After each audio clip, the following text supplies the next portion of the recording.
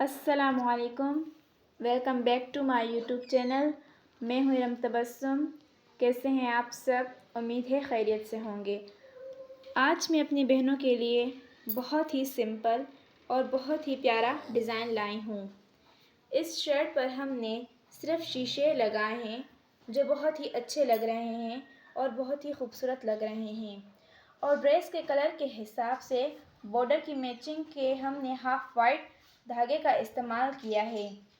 ये ड्रेस आप सिंपल घर में भी पहन सकते हैं और कहीं दावत पर भी पहन सकते हैं।